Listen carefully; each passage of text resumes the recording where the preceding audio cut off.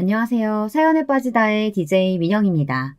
오늘도 첫 번째 사연 시작하기 전에 구독과 좋아요 버튼 눌러주시고요. 그럼 오늘의 사연 함께 시작해 볼게요.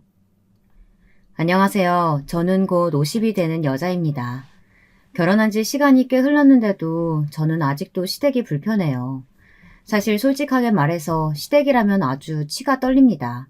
그 정도로 싫어요. 저는 지금까지 살면서 누구한테 미움 한 번 받아본 적 없이 살았는데요. 외동딸로 부모님의 사랑을 아주 듬뿍 받으며 자랐죠. 그런데 이상하게도 남편과 결혼한 이후 시댁에서 만난 사람들은 모두 다 저를 미워하는 것만 같았어요. 제가 그런 말을 할 때마다 남편은 그럴 리 없다고 누가 저처럼 마음씨가 고운 사람을 미워하겠냐고 했지만 저는 전혀 위로되지 않았습니다. 제가 못되게 굴어서 시댁 식구들이 저를 싫어하는 게 아니라 제가 뭘 하지 않아도 그냥 저를 미워하는 거였거든요. 제가 그렇게밖에 생각할 수 없는 게 시부모님도 아주버님도 손이 동서도 모두 다 저를 탐탁지 않아 했어요. 저도 처음엔 제가 너무 예민한 것일지도 모른다고 생각했습니다. 그런데 그게 아니었어요. 저희 시댁 식구들은 상식 밖의 사고방식을 가지고 있었고 그 사이에 있다 보면 마치 제가 미운 오리 새끼가 된 것만 같았습니다. 시댁 식구들에게 이질감을 처음 느낀 건 결혼식을 올린 직후였어요. 식을 올리고 신혼여행에 가기 전 잠깐 시댁에 들렀는데 제가 온 줄도 모르고 시어머니와 바로 위에 형님이 제가 가져온 패백 음식을 가지고 험담을 하고 계시더라고요. 어이구, 패백 음식은 자고로 정성이 중요하다고 잘 알아보고 하라니까. 예식장에서 소개한 가게에다가 대충 싼 걸로 했나 보네. 육포가 영 시들시들한 게 국산이 아니다. 패백 음식은 크네. 너희 친정에서 한 게 맛있었는데. 어머님, 비교할 걸 하셔야죠. 그 집은 워낙 유명해서 1년 전부터 예약해놔야 받을 수 있는 곳이었어요. 어쩐지 품격이 다르다 했어. 그나저나 이걸 쪽팔려서 어디다 내놓는다니? 식구들 앞에 술 안주로 내놓기도 창피하다. 남편에게 들어 진작부터 알고 있기는 했습니다. 시어머니와 형님 사이가 워낙 다른 고부관계와는 달라 제가 끼어들기가 쉽지 않을 거라고요. 어머니, 그 육포 국산 맞아요. 여기 박스에도 적혀있는데 못 보셨나 봐요. 저는 애써 웃는 얼굴로 주방으로 들어갔습니다. 제 등장에 형님과 시어머니가 소스라치게 놀라시더군요. 어머 깜짝아. 동서는 음흉하게 사람 말을 왜 뒤에서 엿듣고 그래? 놀라서 애 떨어질 뻔했잖아. 아이고 우리 큰며느리 괜찮니? 얘 둘째야. 너는 그깟 육포가 뭐라고 인기척도 안 내고 들어오니?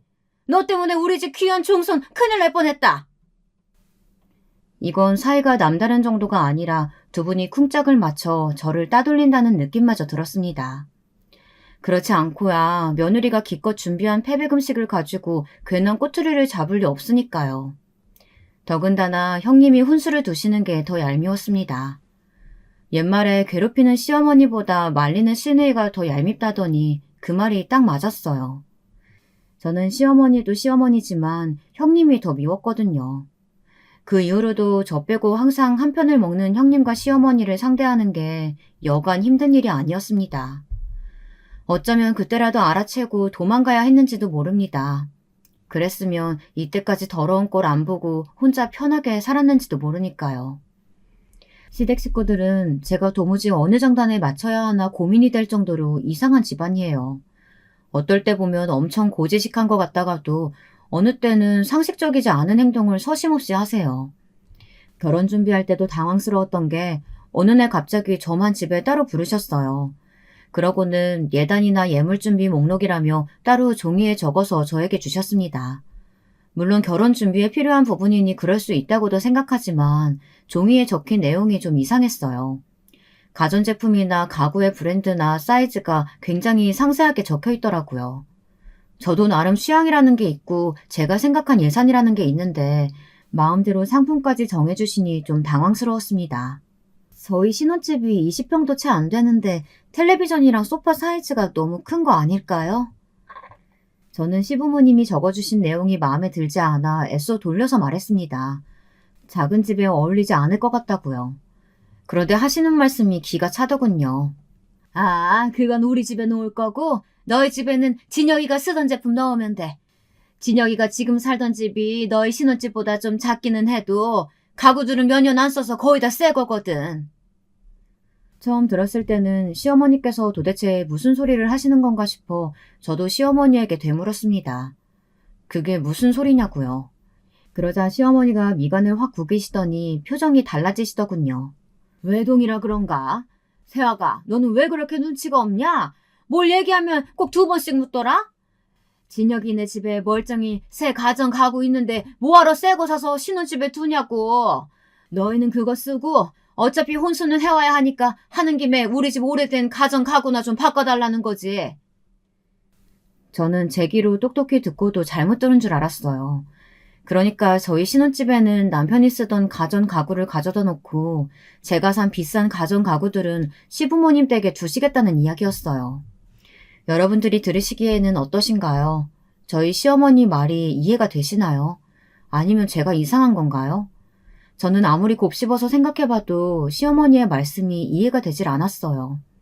그리고 가장 중요한 건 저는 절대 시어머니 말대로 하고 싶지 않았습니다. 어머니, 말씀 알아들었는데요. 죄송한데 저는 그렇게 하고 싶지는 않아요. 저도 진혁 씨와 결혼해서 함께 사는 첫 집인데 웬만하면 새 가구, 새 가전 쓰고 싶어요. 신혼집에 들어갈 혼수는 저랑 진혁 씨가 알아서 살 테니까 어머님이 좀 이해해 주세요. 그리고 어머님 댁의 텔레비전은 제가 따로 사드릴게요. 저도 시어른에게 제 생각을 말한다는 게 쉽지는 않았어요. 그런데 아무리 그래도 이건 아니다 싶었습니다. 시어머니 말대로 했다가는 제가 나중에 너무 후회할 것 같았거든요. 그런데 시어머니는 쉽게 말이 통하는 분이 아니었어요. 됐다. 내가 너한테 텔레비전 사달라고 구걸했니? 네 시아버지 은행에 다녔던 사람이야. 우리도 텔레비전 살 정도 재력은 돼. 나야 진혁이 집에 있는 멀쩡한 가정가구 버리는 게 아까우니까 한 소리지. 내가 뭐 너한테 텔레비전 받아내려고 이러는 거야? 세아가 너는 애가 영 아낄 줄도 모르는 게. 아휴, 앞으로 우리 아들이 고생 좀 하겠다. 시어머니는 당신 하실 이야기만 버럭 질러놓으시고는 그대로 방에 들어가 버리셨어요. 저는 순간 울컥했습니다. 제가 저런 소리까지 들을 정도로 잘못했나 싶어서요. 네 시어머니가 우리 큰며느리한테 길들여져서 둘째 너도 똑같이 생각했나 보다. 우리도 그냥 해본 말이니까 신경 쓸 거 없다. 시아버지는 제게 신경 쓰지 말라고 하셨지만 저는 무지하게 신경 쓰였습니다. 시아버지도 그대로 저를 거실에 혼자 두고 방에 들어가 버리셨으니까요. 제 남편은 아들 둘 중 막내 아들이에요. 위로 아주버님이 한 분 계십니다. 아주버님은 저희보다 1년 먼저 결혼하셨어요. 그런데도 은연중에 보면 시부모님이 형님 이야기를 많이 하셨습니다. 결혼 준비하면서도 여러 번 들었어요. 이럴 때 우리 큰며느리는 이랬네 저랬네 비교를 많이 하시면서요. 그때는 몰랐는데 이제 와보니 시부모님께서는 저도 형님처럼 하기를 바라시는 것 같더라고요. 1년이라는 짧은 시간 동안 형님은 도대체 시부모님을 어떻게 구워 삶았는지 시부모님의 사랑을 듬뿍 받고 있었어요. 저는 궁금해서 남편에게 형님에 대해 물었습니다. 남편 말이 형님은 아가씨 때부터 무슨 사업인가를 하는데 남편도 무슨 사업인지는 자세히 모른답니다. 그런데 돈을 그렇게 많이 번대요. 결혼 전부터 시댁에 드나들면서 시어머니 화장품이니 영양제니 옷이며 가방까지 이것저것 많이 사다 주며 잘 챙겼답니다. 결혼 준비할 때 혼수 예단도 어마어마하게 해왔고요. 그랬으니 시부모님의 사랑을 독차지할 만했습니다. 그런 이야기까지 들었으니 저는 마음이 더 불편했어요. 저와 남편은 혼수를 사서 신혼집에 보낼 때마다 마음이 편치 않았습니다. 괜히 무슨 잘못이라도 저지른 것만 같아서요. 남편은 그럴 필요 없다. 시어머니가 옛날 분이라 원래 당신 위주로밖에 생각하실 줄 모르는 분이라고 했지만 아직 결혼도 안 했는데 벌써 고부 사이가 틀어진 것 같아 마음이 불편했습니다. 결혼하고 나서도 시댁에 갈 때마다 힘들었어요. 이미 죽이 척척 맞는 시어머니와 형님 사이를 제가 끼어들 수가 없었거든요. 거기다가 저희 시부모님은 저와 맞는 게 하나도 없었어요. 그러다 보니 비위를 맞추고 싶어도 맞추기가 여간 힘든 게 아니었습니다. 제가 시부모님에게 가장 이해가 안 됐던 부분이 바로 자식에 대한 부분입니다. 시부모님은 자식에 대한 생각이 확고했어요. 부모에게 아들은 꼭 있어야 하고 아들들은 부모 말에 뭐든 공경해야 한다고 생각하셨죠. 제가 결혼했을 당시 형님은 조카를 임신 중이었는데요. 금방이라도 애가 나올 듯 배가 불러 만삭이었습니다. 병원에서 슬쩍 성별을 알려줬는지 아들이었나 보더라고요. 지금이야 상상도 할 수 없는 일이지만 저희 시댁 부모님은 대놓고 아들 아들 노래를 부르시는 분들이에요. 시어머니의 가장 큰 자랑이 본인이 아들을 둘씩이나 낳았다는 것일 정도로 아들에 집착하십니다. 내가 우리 큰아들 낳은 날 병원에 다른 애들은 싹 다 딸이었는데 나만 아들 낳았다고 병원에 다른 산모들이 무지 부러워했다니까. 그래서 우리 어머니가 농담으로 혹시나 우리 아들 누가 훔쳐갈까 나더러 신생아실 앞에서 지키고 있으라고 하셨다니까. 처음 들었을 때는 저도 웃어 넘겼어요. 옛날 분들이 의뢰하시는 이야기겠거니 하고 말이죠. 그런데 이게 결혼 생활이 한 해, 두 해 가다 보니 옆에서 듣고 있는 것만으로도 고역이더군요. 사실 제가 시어머니의 아들 사랑 이야기는 듣기만 해도 구역질 나고 소름이 돋아요. 그럴 수밖에 없는 이유가 있습니다. 이건 결혼 초기에 있었던 일이에요. 제가 결혼한 지 2달도 채 되지 않아 임신을 했어요. 저와 남편은 임신 사실이 기쁘면서도 당황스러웠습니다. 1년 정도 신혼을 갖고 싶었는데 신혼 초기에 덜컥 아이가 생겼으니까요. 생각보다 일찍 찾아왔어도 저와 남편은 기쁘게 받아들이기로 했습니다. 저와 남편을 닮아 아기도 성격이 급한가 보다 이렇게 생각했죠. 그런데 도무지 상상도 할 수 없는 일이 일어났어요. 어느 날이었습니다. 제 임신 사실을 아신 시어머니께서 갑자기 집에 찾아오셨더라고요. 남편도 일이 있어 나가고 저 혼자 있을 때 말이죠. 저는 웬일인가 싶어 불이 나게 과일과 마실 것을 내놓았습니다. 그런데 시어머니께서 말을 안 하고 한참을 머뭇거리시더라고요. 그러더니 뜬금없이 제게 묻고 싶은 게 있어서 오셨다고 하시더군요. 저는 무슨 말을 하려고 이렇게 뜸을 들이나 싶어 편하게 말씀하시라고 했습니다. 그런데 차라리 듣지 말았어야 했어요. 시어머니께서 하시는 말씀이 너무 어처구니가 없었거든요. 우리 집안에 큰일이 있을 때마다 도와주신 용한 분이 계신데 그분 말이 우리 둘째 아들 팔자에는 아들이 귀하대. 그래서 절대 혼자 내는 아이 가지면 안 된다고 했어. 그러면 그때부터는 평생 무조건 딸이라고. 아들은 구경도 못한다고 했다니까. 저는 시어머니의 말을 듣고도 처음엔 무슨 소리를 하시는 건가 이해가 되질 않았습니다. 혼자 내 갖는 아이가 어쩌고 결혼 이후에 갖는 아이가 어쩌고 하시는데 임식도 올리고 임신도 한 저에게 무슨 소리를 하고 싶으신 건가 저는 멍하니 시어머니만을 바라보았습니다. 그러자 시어머니께서 이내 답답하셨는지 가슴을 퍽퍽 치시더군요. 아이고 답답해. 괜히 돌려 말하려니까 답답해 미치겠다. 그냥 단도직입적으로 물을게. 지금 가진 아이 몇 주나 됐냐? 둘째 너 시골리고 나서 아이 임신한 거 맞아? 아니면 설마 너희 결혼 전에 생긴 거야? 순간 저는 누군가 제 머리통을 세게 때린 줄 알았습니다. 머리가 띵했어요. 저는 너무 황당해서 무슨 소리를 하시는 거냐고 언성을 높였습니다. 어머니 설마 지금 제 아이가 아들이 아닐까 봐 이러시는 거예요? 어머니의 말을 아무리 좋게 좋게 이해하려고 해봐도 도저히 납득할 수가 없었습니다. 제가 결혼식 이후 남편과 아이를 가졌어야 아들이라는 이야기를 하고 싶으신 것 같았죠. 그럼 무조건 아들은 하나 있어야 돼. 둘이면 더 좋고. 나 봐라. 아들이 둘씩이나 있으니까 밥을 안 먹어도 든든하다니까? 도무지 무슨 소리를 하시는 건지 알고 싶지도 않았습니다. 신랑에게 시부모님의 아들 사랑 이야기는 익히 들어 알고 있었지만 사실 이 정도일 거라고는 상상도 못했어요. 그냥 아들이면 좋겠다 이 정도일 줄 알았지 아들은 꼭 있어야 한다 이렇게 생각하실 줄은 몰랐죠. 저번 주에 임신한 줄 알았으니까 이제 5주 정도밖에 안 됐어요. 그래서 뱃속 아기도 아들인지 딸인지 당연히 아직 모르고요. 저는 저도 모르게 정색하고 쌀쌀맞게 이야기했습니다. 이런 이야기를 시어머니와 나누고 있다는 게 너무 싫었거든요. 제 기분 따위는 안중에도 없으신 시어머니는 5주라는 이야기에 박수치며 좋아하셨어요. 이제 5주면 식을 올리고 나서 생긴 아이이니 검사할 것도 없이 무조건 아들이랍니다. 제 사연을 듣고 계신 많은 유부님들께서는 저희 시어머니 말씀이 이해가 가십니까? 저는 왜 저런 말도 안 되는 소리를 하시는지 도무지 모르겠어요.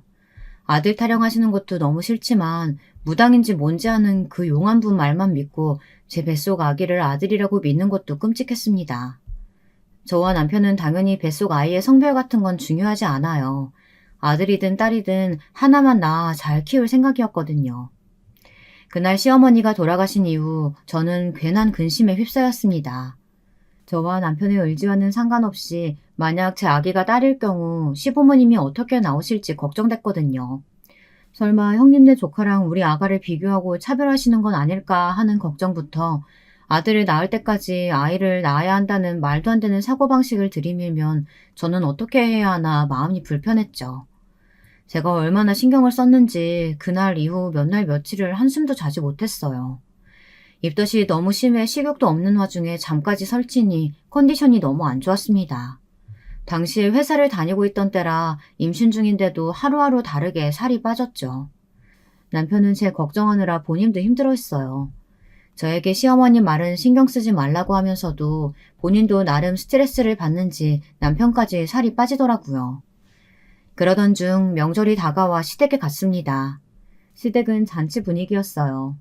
형님 조카가 이제 막 벽을 잡고 서서 엉덩이를 흔들며 예쁜 짓을 할 때라 시부모님이 조카에게서 눈을 떼지 못하셨거든요. 내년이면 우리 둘째 손주까지 태어나서 집이 아주 시끌벅적하겠구나. 근데 둘째, 너는 얼굴이 왜 그 모양이야? 임신한 애가 굶지 말고 잘 먹어야지. 그래야 우리 손주도 건강하지. 시아버지는 마른 제 얼굴을 보고 힘들어도 잘 챙겨 먹어야 한다고 연신 잔소리를 하셨어요.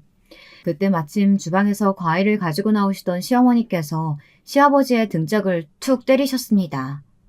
당신은 임신 안 해봐서 모르니까 그런 소리 하는 거야. 아들 가지면 원래 초기에 입덧도 엄청 심하고 살도 막 빠져요. 안정기 들어가야 그때나 먹을 게 좀 땡기지. 둘째야, 이거 내가 백화점에까지 가서 사온 사과인데 이것 좀 먹어봐라. 내가 네 남편 가졌을 때 매일 사과만 먹었다니까. 제 뱃속에 아들이 있다고 말한 적도 없는데 시어머니는 이미 제 아이를 아들이라고 여기저기 소문내고 다니셨어요. 그 용하다는 점쟁이 말만 믿고요. 저는 시댁만 갔다 오면 속이 더부룩하고 소화가 더 안 됐습니다. 그쯤 되니 뱃속의 아이가 아들이 아니면 안 될 것만 같은 느낌마저 들었죠. 심지어 귀에 딱지가 생기게 듣다 보니 저도 언제부턴가 제 뱃속 아기가 아들이었으면 좋겠다고까지 생각했다니까요. 모두를 위해서 말이죠. 그런데 인생이라는 게 참 뜻대로 되지를 않습니다. 저는 딸을 낳았어요.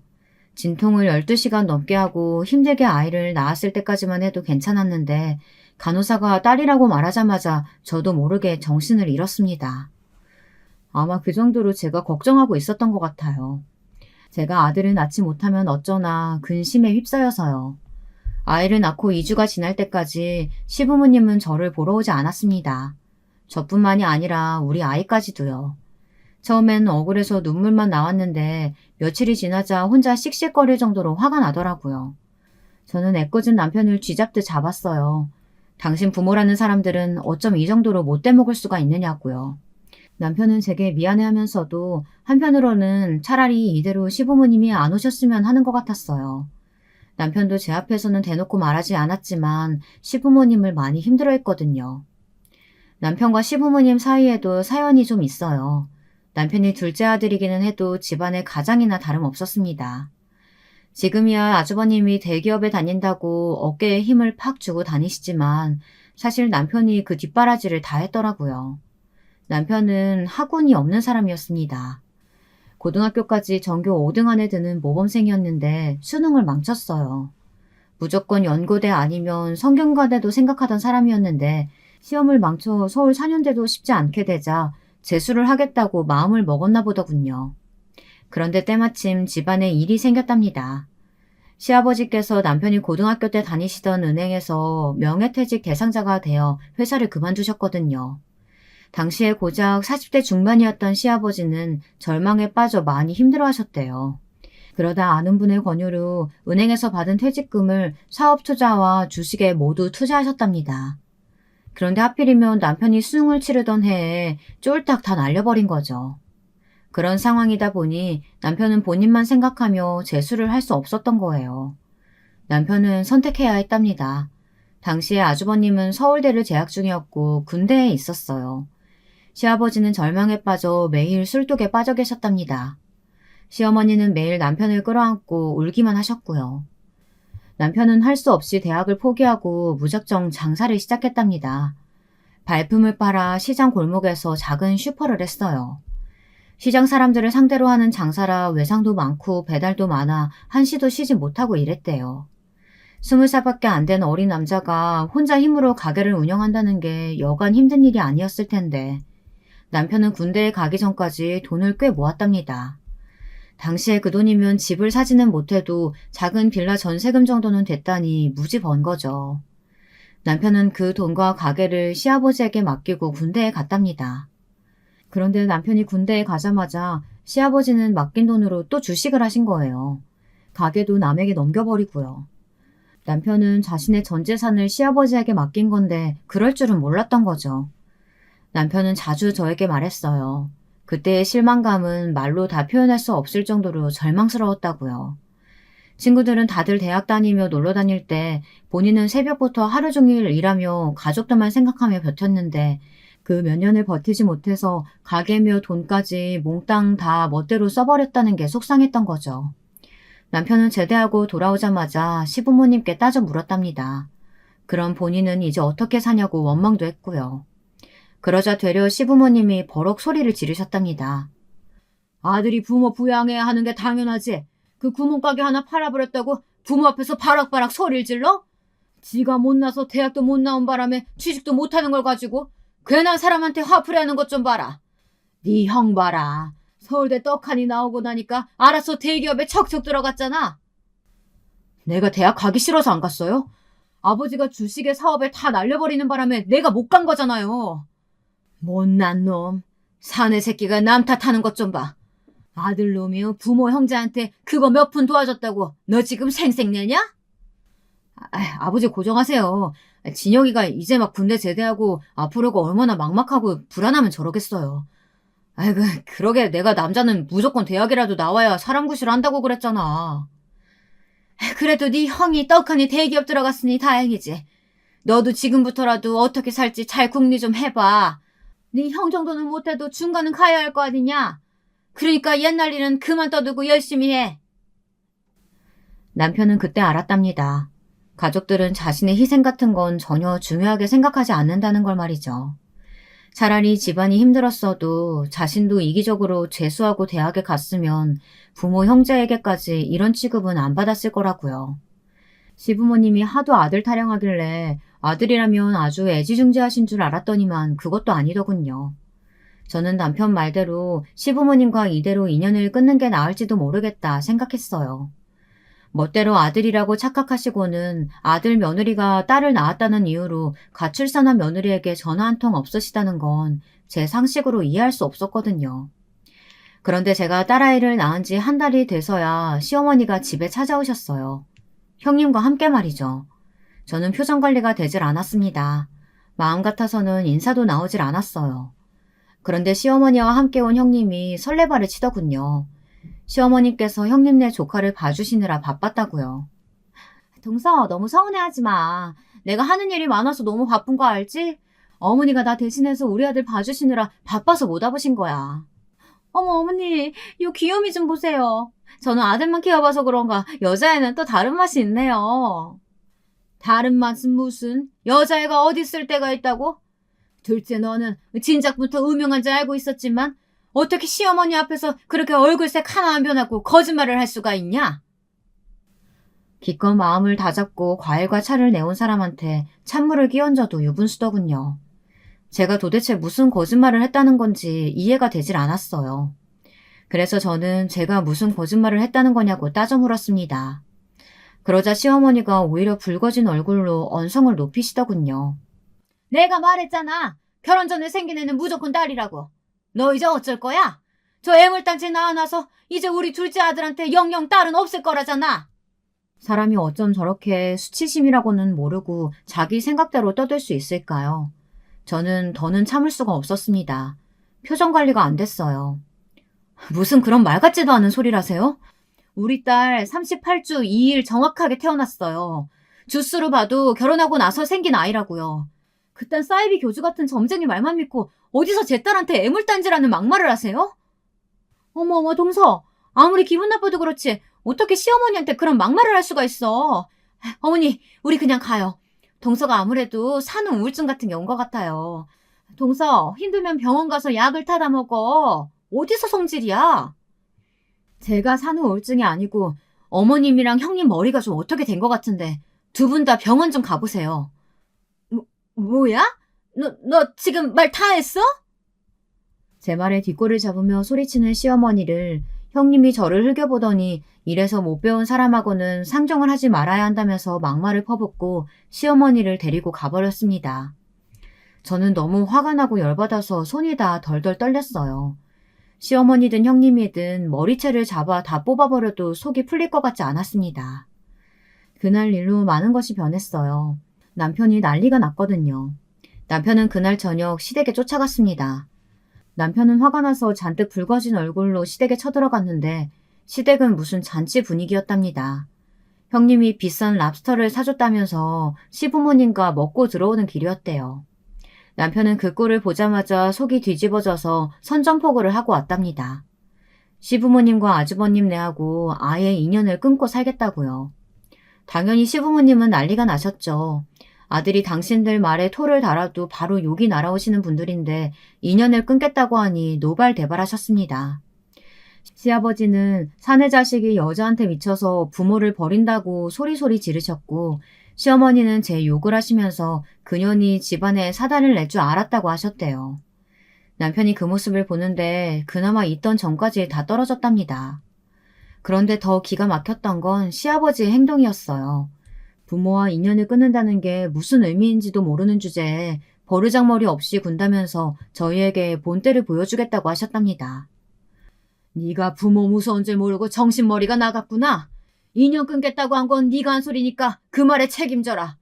지금 당장 내가 사준 그 전셋집에서 나가라. 그리고 그 보증금 한 푼도 빼지 말고 나가. 시아버지는 괘씸하다면서 결혼할 때 당신이 구해준 신혼집에서 나가라고 하셨습니다. 전세 보증금을 빼서 바로 본인에게 보내라고요. 그러면 계산은 깨끗하게 끝났으니 다신 찾아오지 말라고 하셨습니다. 남편은 군대에서 제대하고 난 뒤 기술을 배워 전기 시공 일을 했어요. 몸쓰는 일을 한다고 시부모님이며 아주버님이 무시할 때도 있었지만 남편은 꾹꾹 참았습니다. 본인이 끝까지 공부하지 못한 잘못이라고 여기며 참고 넘겼어요. 그래도 많이 벌든 적게 벌든 부모님에게 꼬박꼬박 생활비도 드리려고 노력했고 혹시나 어디가 안 좋다고 하시면 남편이 항상 병원도 모시고 갔어요. 반면 아주버님네는 항상 일 핑계를 대며 돈만 드렸죠. 남편은 할 말은 많았지만 정말 이대로 부모님과 끝이라는 생각에 속상하고 억울한데도 마지막이다 생각하고 꾹 참고 집을 나왔답니다. 그리고 그 이후 저와 남편은 시아버지 말대로 했어요. 살던 전셋집을 나와 보증금을 보내드리고 저희 세 가족은 친정으로 들어갔습니다. 친정 부모님은 저와 남편을 볼 때마다 안쓰러워하셨어요. 무슨 그런 부모가 다 있냐고요. 저와 남편은 이제와 누구를 원명해봐야 소용없다고 생각했습니다. 지난 날은 잊고 다시 시작하기로 했어요. 보기만 해도 배가 부른 우리 딸아이를 위해서요. 그때부터 저와 남편은 쉬지 않고 열심히 살았습니다. 친정 부모님께 신세를 지는 건 죄송했지만 당분간 신세를 지며 하루라도 돈을 빨리 모아 집도 사고 보란듯이 딸아이도 훌륭하게 키워내자 싶었죠. 친정 부모님은 남편에게 투자를 해주셨어요. 워낙 남편이 성실한 사람이라는 걸 아시는 친정 부모님은 이제 나이도 있으니 몸쓰는 일보단 그 일을 바탕으로 해서 자기 일을 해보라며 밀어주셨죠. 남편은 친정 부모님의 힘에 입어 사업을 시작했습니다. 전기 시공할 때 거래하던 가게를 인수했어요. 그렇게 몇 년을 정신없이 살았습니다. 남편은 보란듯 회사를 잘 키워보겠다며 쉬지 않고 열심히 일했어요. 남편은 사업 수단이 있는 사람이었어요. 사업을 시작한 지 얼마 되지 않아 회사는 금세 흑자로 돌아섰고 1년 만에 직원을 3명이나 뒀어요. 덕분에 저는 회사를 그만두고 딸아이 열심히 키우며 남편 내조를 할 수 있었죠. 그때까지도 시댁 식구들과는 일절 연락을 하지 않았어요. 그런데 제 딸이 초등학교에 입학한 해 남편에게 아주버님이 연락을 해왔어요. 남편은 그래도 하나뿐인 조카가 내심 마음에 걸렸나 보다 싶어 전화를 받았답니다. 우리가 몇 년 동안 연락 안 하고 지내기야 했지만 그래도 핏줄인데 어떻게 평생 면을 끊어. 아버지 어머니도 연세 많이 드셔서 마음 약해지셨어. 이번 명절에는 재수씨랑 꼭 와라. 아버지가 사셔봐야 몇 년이나 더 사시겠냐? 한치 건너 두치라고 저야 시부모님이시니 몇 년 동안 안 보고 살아도 힘든 거야 없었지만 남편은 그렇지 않았겠죠. 아주버님 연락을 받고 남편도 마음이 많이 쓰였나 보더군요. 제게 티를 안 내려고 했지만 제 눈에는 훤하게 보였어요. 저는 고민 끝에 제가 먼저 남편에게 손을 내밀었습니다. 우리 딸아이도 이제 초등학생인데 평생 할머니 할아버지 얼굴도 모르게 살게 할 수는 없으니까요. 남편은 며칠 생각하는 것 같더니만 제 말이 맞다면서 이번 명절에는 시댁에 가보자고 했어요. 이렇게 시간이 흘렀는데도 변한 것 없이 그전과 똑같은 모습이면 정말 연을 끊겠다고요. 그런데 저희가 너무 많은 걸 바랬나 봐요. 아주버님이 저희에게 연락해온 건 말처럼 가족을 걱정해서가 아니었습니다. 시부모님께서 연세가 드시니 신경 쓸 게 많아서 힘들었던 겁니다. 아무래도 이제 여기저기 몸도 아프기 시작하고 식사도 챙겨 드시기 힘들어 하시니 자꾸만 큰아들인 아주버님에게 합가하자고 한 것 같더라고요.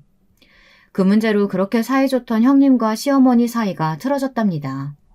아주버님은 어차피 조카를 시어머니께서 키워주고 계시니 이 김에 합치자고 했다는데 형님이 노발대발 하신 거죠. 거기에 시어머니는 성이 나신 거고요. 내가 지금까지 네 새끼 키우느라 어깨며 허리며 성한 것이 없는데 뭐? 이제 와서 늙은 시부모 버리겠다는 거냐? 버리긴 누가 버렸다고 그러세요. 제가 지금까지 번 돈으로 생활비 안 들였으면 어머니 아버님이 지금까지 사실 수나 있었겠어요? 맏며느리가 시부모 모시고 사는 게 당연하지. 어디서 돈돈거리고 있어? 부모한테 준 돈 아깝다는 거야 뭐야? 잔말 말고 너희 사는 아파트 정리해서 당장 들어와라. 네 시어머니 첫째 네 아들 키우다가 골병 들여서 이제 내 밥도 못 차리겠단다. 시부모님과 큰형님 사이 갈등은 점점 깊어졌다네요. 그래서 아주버님이 저희에게 연락을 한 거였어요. 같은 자식인데 장남이 무슨 잘못이 있다고 장남한 부모를 모셔야 하냐고요. 저희는 오랜만에 만나서도 여전히 당신들밖에 모르는 시댁 분위기에 기가 막혔어요. 하지만 지금은 싸울 때가 아니었습니다. 오랜만에 만난 시부모님이 많이 쇠약해 보이시긴 하더라고요.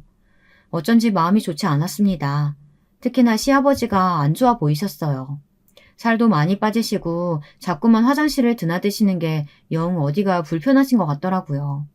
저는 왜 그러시냐고 어디가 안 좋은 거 아니냐고 물었습니다. 그러자 시아버지는 평생 없었던 변비가 갑자기 생겨서 고생하고 있다고 하시더군요. 저는 아무래도 이상해서 시아버지에게 병원에 가보자고 했습니다. 제가 어릴 때 외할아버지도 비슷한 증상을 겪으셨는데 대장에 암이 생기신 거였거든요.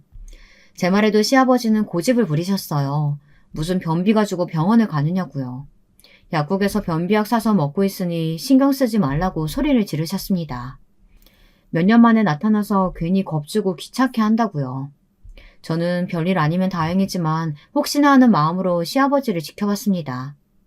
그런데 몇 개월 사이 자꾸만 마르시는 게 눈에 보이더라고요. 식사량도 확연히 줄었고요. 저는 싫은 소리를 들을 각오를 하고 시아버지를 끌고 병원에 갔습니다. 시아버지에게는 변비에 직방인 약을 잘 지어주는 병원이 있으니 가보자고 설득해서 모시고 갔습니다. 그런데 병원에 가자마자 분위기가 심상치 않았어요. 의사 선생님이 잠깐 내진을 해보시더니만 바로 내시경을 해야 할 것 같다고 하더라고요. 저와 시아버지는 조직검사까지 하고 마음을 졸이고 있었는데 시아버지께서 직장암 판정을 받았어요. 불행 중 다행인 건 일찍 발견한 편이라 다행히 수술만 하면 괜찮을 것 같다고 하더라고요. 그 이후 저와 남편이 서둘러서 시아버지는 금방 수술을 받았습니다. 지금은 다행히 수술 잘 받으시고 완치 판정을 받으셨어요. 1년 정도 고생하기는 했지만 다행히 잘 버티셨습니다. 그 1년 동안 우리 가족과 시부모님 사이에는 큰 변화가 있었어요. 저와 남편이 어깨와 허리가 안 좋으신 시어머니를 대신해 시아버지 병간호를 돌아가며 했거든요. 그리고 시아버지가 완치 판정을 받으시고 얼마 뒤 저희 부부에게도 신기한 일이 생겼어요. 민망하지만 저희에게 늦둥이가 찾아왔어요. 저희는 40이 넘어 생긴 아이보다 시부모님이 더 걱정됐습니다. 또 딸이네 아들이네 하시면서 제 화를 돋구실까 봐요. 그런데 다행히 시어머니께서 생각이 많이 변하셨더군요. 그것도 저희 딸아이 덕분이에요. 내가 딸 안 키워봐서 걱정했는데 요게 애교쟁이라 같이 있으면 시간 가는지 모르겠더라고. 이래서 다들 딸이 있어야 한다고 하나 봐. 인생이란 참 몰라요. 저라면 미워서 매일같이 물어뜯으시던 시부모님이 저 덕분에 일찌감치 병에 대해 알았다고 고마워하시면서 저를 대하시는 게 180도 달라졌어요. 반면 형님은 맏며느리라는 게 시아버지가 수술하고 병원에 그렇게 드나드는데도 덜렁 병원비만 보내놓고 연락도 없다고 싫은 소리를 들었죠. 그런데 그런 와중에 일이 또 벌어졌습니다. 멀쩡히 잘 굴러가던 남편의 회사가 하루아침에 부도 위기를 맞았어요. 남편은 임신한 저에게 걱정 끼치고 싶지 않아 알아서 어떻게든 해보려다가 그런 거라는데 저는 충격이 이만저만이 아니었습니다.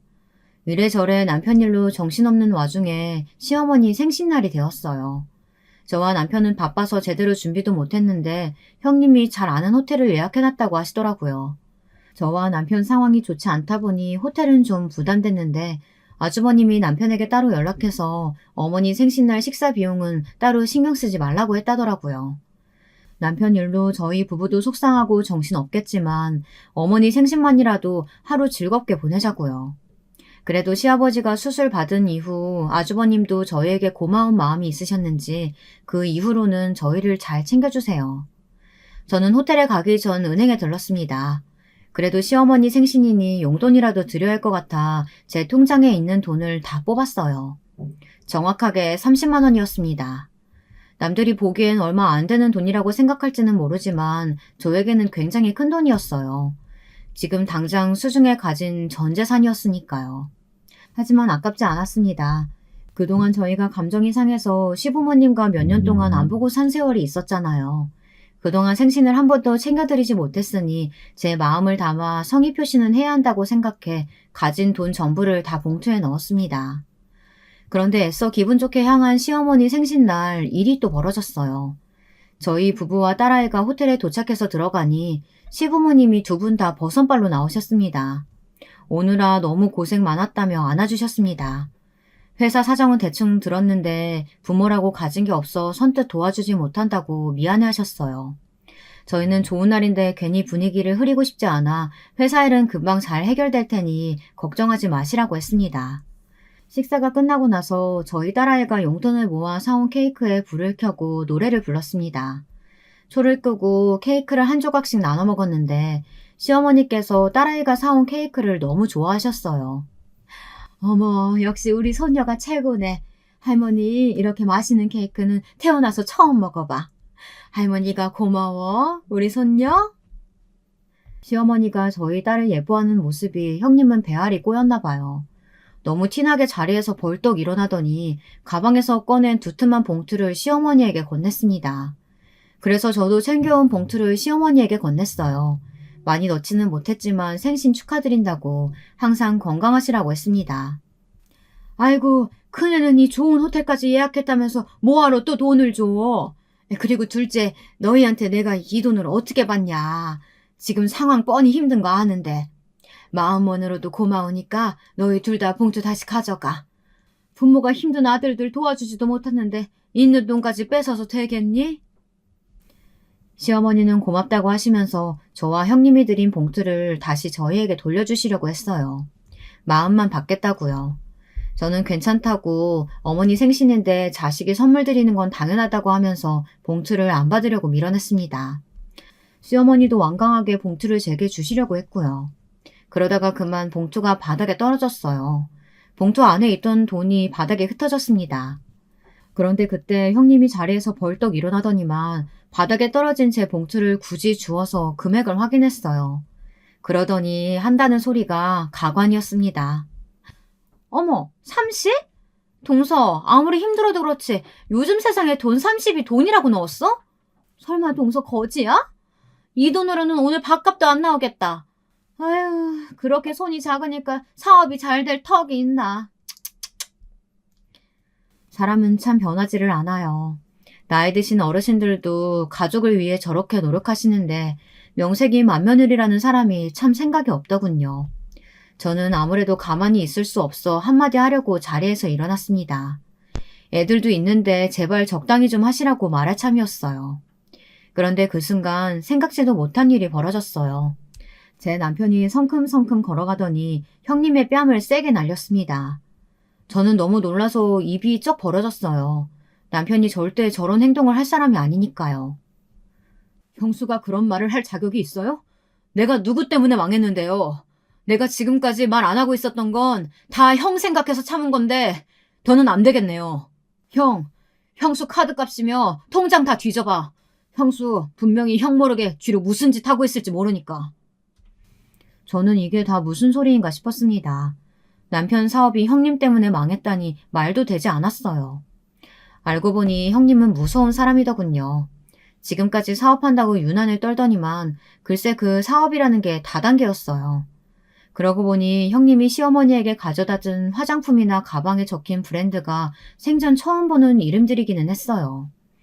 제가 이건 어디 거냐고 물어도 좋은 거라고 외국에서 만든 거라 제가 모를 거라고 무시하더니만 그게 다 다단계 회사에서 만든 제품이었더라고요. 다시 시부모님과 왕래하기 시작했을 때 형님이 남편네 회사로 몇 번 찾아왔대요.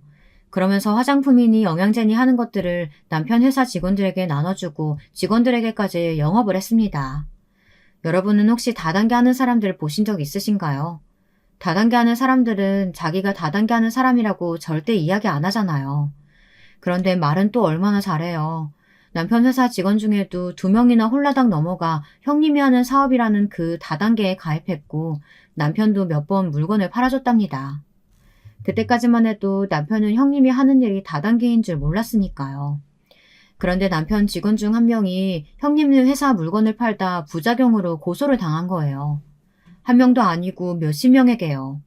그 문제로 보상을 받으려고 이것저것 알아보다 보니 형님이 하는 일이라는 게 다단계라는 걸 알게 된 겁니다. 남편은 형님에게 연락하고 형님네 회사 쪽에도 문의했는데 이미 그 전에 회사는 폐업한 상태고 다시 새로운 브랜드를 냈더라고요. 형님은 지금까지 그런 식으로 사업을 해온 거였어요. 사람들을 모아서 다단계로 돈을 벌고 문제가 생기면 그 회사는 폐업하고 다시 다른 회사를 차려 계속 같은 수법을 반복해온 겁니다. 그러다 보니 이미 사라진 회사의 제품에 대해서는 보상받을 수 있는 방법이 없었던 거죠. 결국은 남편 회사 직원이 다 뒤집어 쓰게 된 겁니다. 문제는 그때부터였어요. 고소를 당한 직원이 남편에게 난리를 치며 원망을 한 겁니다. 이 일이 다 남편 때문이라고요.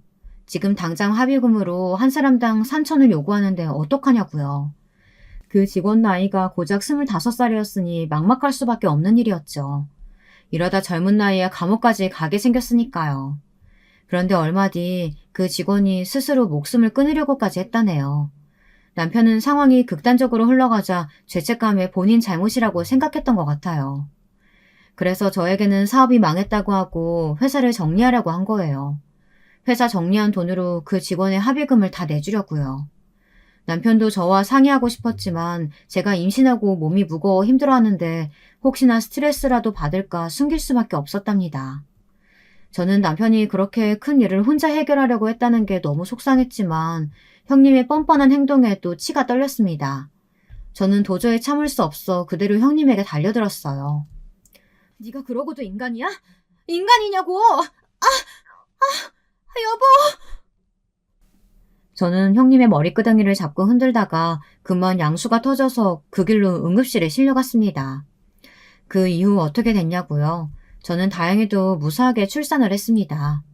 그리고 대박인 건 제가 아들을 낳았다는 겁니다. 사실 제가 다니던 병원의 선생님은 성별을 가르쳐주지 않으시는 분이었어요.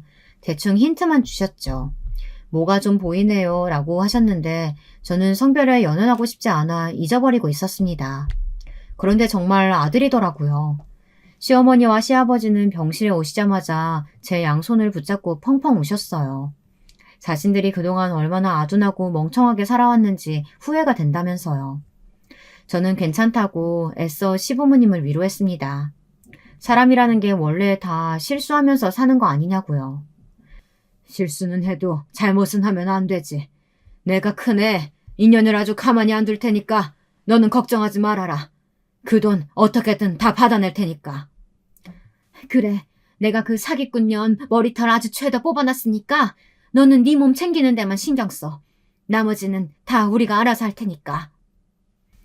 제가 병원에서 아이를 낳는 동안 시어머니는 아주 형님의 머리털을 다 뽑아놨답니다. 그뿐만이 아니었어요.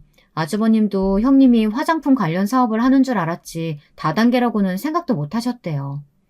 이제서야 알았다는 거에 너무 미안해하시며 아주버님이 책임지고 정리하겠다고 하셨답니다. 아주버님은 형님을 자수시키려고 부단히도 애쓰셨어요. 그러지 않으면 이혼하겠다고요. 그런데 뻔뻔한 게 어디 변하나요? 형님은 절대 자수하지 않으시겠다면서 차라리 이혼하겠다고 하셨대요.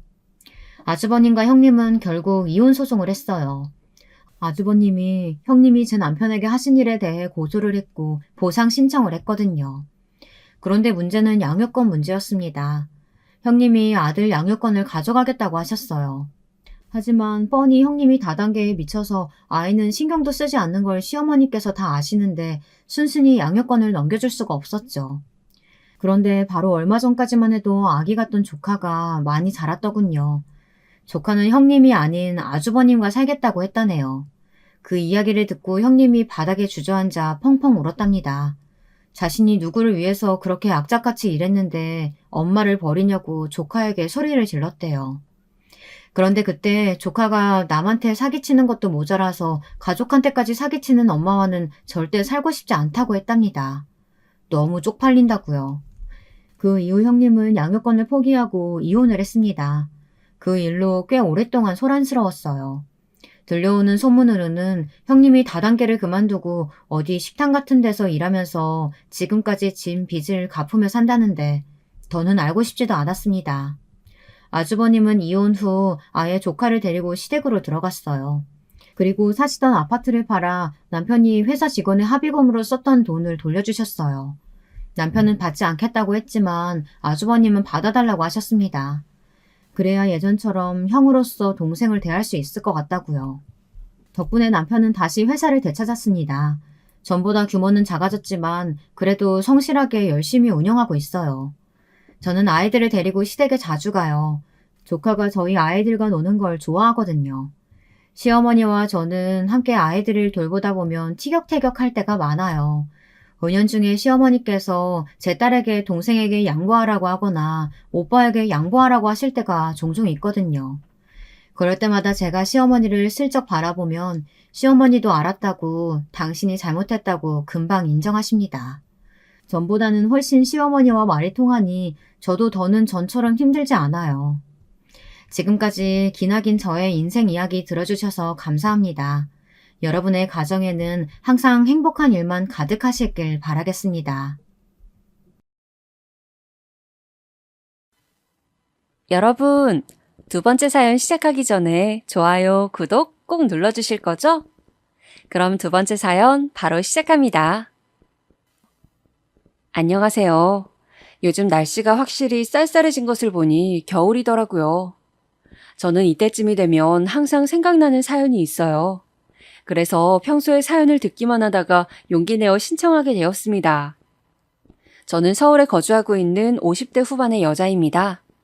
우리 가족에게 일어났던 일이라 처음엔 고민도 했었지만 우리 가족은 당당하고 여러분들이 아셨으면 좋겠다는 생각이 들어서 제보하게 되었어요. 정확히 말하자면 제 얘기라기보단 우리 딸에게 일어난 사건이에요. 남편과 저는 옛날에 어른들끼리 주선하신 선자리에서 만나게 되었어요. 처음에는 선이라는 게 부담스럽고 아직 결혼할 준비가 되지 않아서 나가기 싫었던 기억이 나요. 부모님이 억지로 마련하신 자리라 정말 가기가 싫었거든요. 그래도 어떻게 떠밀려서 나간 자리였는데 생각보다 말이 잘 통하더라고요. 첫눈에 반한 것은 아니었어요. 그런데 사람이 참 다정하더라고요. 우리 부모님, 특히 아버지가 정말 엄격하신 편이었는데 그래서 남편에게 더 끌렸었어요. 제가 무슨 말을 해도 다 받아주고 이해해주고 얘기가 잘 통했지요. 사실 남편의 외모는 제 취향이 전혀 아니었거든요. 그런데 제가 박물관 가는 것도 좋아하는데 남편도 그렇더라고요. 관심사도 갖고 둘이 얘기하는 것도 재밌고 그러다 보니 자연스럽게 자주 만나게 되었어요. 나중에 남편에게 말을 들어보니 남편도 저와 같았더라고요. 둘 다 첫눈에 반해서 불같은 사랑을 한 것은 아니지만 천천히 서로의 인생에 스며드는 연애를 했어요. 무엇보다 집안 주선으로 선자리를 마련하게 된 거라 부모님들도 굉장히 마음에 들어 하셨어요. 결국 서로가 마음에 들고 또 양가에서 밀어붙이셔서 결혼하게 되었어요. 저 때 제 나이가 정말 어렸거든요. 그때 당시엔 다들 지금과는 달리 빨리 결혼하게 되는 추세였던 것은 분명 맞아요. 하지만 친구 중에서도 제가 가장 먼저 결혼했었어요. 그래서 주목도 엄청 많이 받고 결혼하게 되었죠. 남편과 저는 그때 대학생이었는데 그러다 보니 친구들이 많이 와서 결혼식장이 매우 붐볐던 기억이 나요. 그렇게 축복 속에서 아주 무난히 결혼하게 되었는데 한 가지 문제가 있었어요. 저는 결혼하게 되면 아이를 빨리 낳고 싶었어요. 양가에서도 후손이 필요해서 선자리를 마련하신 거라 아이를 재촉하기도 하셨어요. 하지만 마음은 굴뚝 같은데 아이가 도저히 생기지를 않았어요. 병원도 많이 가보고 시어머니는 전국을 다니시며 임신에 좋다는 온갖 약재도 구해오셨어요. 그런데 너무 거기에 몰두해서 그럴까요? 도저히 아이가 생기지를 않더라고요.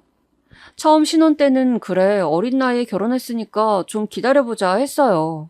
하지만 그게 몇 년이 지속되니까 심적으로 정말 많이 힘들었어요. 심지어 제가 친구 중에 제일 먼저 결혼했다고 했잖아요. 몇 년 있으니까 친구들도 많이 결혼하기 시작했어요. 그런데 저보다 늦게 결혼한 친구들이 아이를 낳기 시작하더라고요. 심지어 결혼식을 올리기 전에 아이를 먼저 낳은 친구도 있었어요. 저는 그렇게 가지기 힘든 아이를 친구들은 아주 쉽게 가지더라고요. 그때 정말 힘들었던 기억이 납니다. 제가 정말 속상했던 것은 막상 검사해보면 저와 남편 둘 다 문제가 없다는 사실이었어요. 나이도 어리고 딱히 문제될 것이 없다고 하더라고요. 차라리 명확한 문제가 있으면 해결을 하면 되는 건데 그게 아니니까 더 속상했었어요. 양가에서도 제가 너무 우울해하고 힘들어하니까 더 재촉하지 않으셨어요. 저에게 마음을 편하게 먹으라고 하셨죠. 그런데 그것조차 저는 힘들더라고요. 나중에는 친구들 아기도 보는 게 힘들어졌어요. 그래서 친구들과 연락도 끊었어요. 제가 도저히 감당할 자신이 없었으니까요. 그때는 지나가는 아이만 봐도 눈물이 나와서 길에 지나가는 것도 매우 힘들어했죠. 기분이 좋아지려고 산책을 해도 결국 공원에서 아이를 보면 눈물이 나오니까 도망치듯 집으로 돌아오기도 했었어요. 이런 상황이 지속되니까 정말 살도 굉장히 많이 빠졌습니다. 제 성격도 많이 변했어요. 저는 정말 평소에 밝은 편이었는데 저 때 이후로 웃음도 잃고 스트레스 때문에 매우 신경질적인 성격으로 변했어요. 아이를 정말 너무 가지고 싶은데 도저히 생기지를 않으니까요. 남편은 그냥 아이 낳지 말고 우리끼리 평생 살자고 말하더라고요. 그렇게 저도 체념하고 다시 건강을 회복하려고 맛있는 것도 많이 먹으러 다니고 친정에도 훨씬 자주 가고 마음을 편하게 먹었어요. 그런데 정말 기적 같은 일이 일어났어요. 그날따라 몸이 이상하더라고요. 그리고 사람의 촉이라고 하죠? 저는 그게 다른 사람보다 훨씬 발달한 편이었어요. 뭔가 이상한 기분이 들어서 병원에 갔더니 글쎄 아이가 생겼다는 거예요. 저는 믿을 수가 없어서 의사 선생님에게 10번도 넘게 물어봤어요. 너무 현실로 느껴지지 않아서 온몸에 소름이 돋고 이게 꿈인 줄 알았어요. 병원비 수납을 하면서도 간호사 선생님들께 꿈이냐고 물어봤던 기억이 나요. 그렇게 멍한 상태로 어떻게 집에 왔는지도 모르겠어요. 집에 와서 아무것도 하지 않고 소파에 앉아 있었는데 남편이 퇴근하고 집에 들어오더라고요. 여보, 왜 거기서 그러고 있어? 무슨 일 있어? 저는 아무 말도 하지 않고 남편을 바라봤어요. 남편은 걱정이 됐는지 옆에 앉아서 계속 제 안부를 살폈죠. 저는 남편을 끌어안고 울었어요. 남편은 계속 왜 그러냐고 묻더라고요. 여보, 놀라지 말고 들어. 나 임신이래. 그 순간 남편은 정말 돌처럼 굳었어요. 정말이야? 여보, 진짜야? 나 오늘 병원에 다녀왔어. 정말이래. 우리도 드디어 아이가 생겼어. 남편은 저를 끌어안고 울기 시작했어요. 그날 우리 부부는 저녁도 먹지 않고 여기저기 전화하기 바빴어요. 제가 울면서 친정엄마에게 전화했더니 엄마가 정말 놀라더라고요. 임신 소식을 전하자 엄마도 우시고 아버지도 우셨어요. 저는 아버지가 우시는 것을 그날 처음 봤어요. 그렇게 눈물로 지새운 밤이 지나갔습니다. 바로 다음 날에 시어머니와 친정엄마가 방문하셨어요. 평소에도 시어머니는 저를 정말 예뻐하셨는데 임신하니까 더욱 저를 많이 챙겨주셨어요. 친정엄마는 말할 것도 없고요. 제가 오빠가 한 명 있는데 오빠와 새언니도 계속 뭐를 보내주고 직접 찾아오고 그랬어요. 본인들이 아이를 가졌을 때 좋았던 것들, 챙겨야 할 것들을 정말 꼼꼼하게 알아서 구해줬어요. 그리고 주변에도 여기저기 알리기 시작했어요. 제가 워낙 고생한 것을 다들 알아서 축하를 많이 해주었죠. 친구들은 제 소식을 듣고 정말 너무 잘 됐다고 아기용품 선물도 해주었어요. 이미 아이를 낳은 친구들이 옷들과 장난감은 걱정하지 말라고 정말 축하도 많이 해주고 저도 엄마가 될 생각에 얼마나 신났는지 몰라요. 남편하고 백화점에 가도 아직 나오지도 않은 아이용품을 보러 다녔어요. 성별도 모르는데 어떤 색이 좋을까 얘기도 했었어요. 도저히 참지 못하고 산 아기 신발은 거실 장식장 위에 두고 매일 봤어요. 아기가 나오면 방은 어떻게 할지 둘이 기분 좋은 고민도 많이 했죠. 벽지는 무슨 색으로 할지 아기 침대도 고르고 정말 준비를 많이 했어요. 그런데 하늘도 참 무심하시더라고요. 인생이 쉽지 않다는 것을 저는 그때 알았어요. 제가 집에서 나오다가 계단에서 발을 삐끗해서 넘어졌는데 그게 원인이 되었는지 힘들게 가졌던 아이를 잃게 되었어요. 병원에서 눈을 떴는데 가장 먼저 든 생각이 내 아이였습니다. 남편이 옆에 있길래 아이는 물었더니 남편이 울더라고요.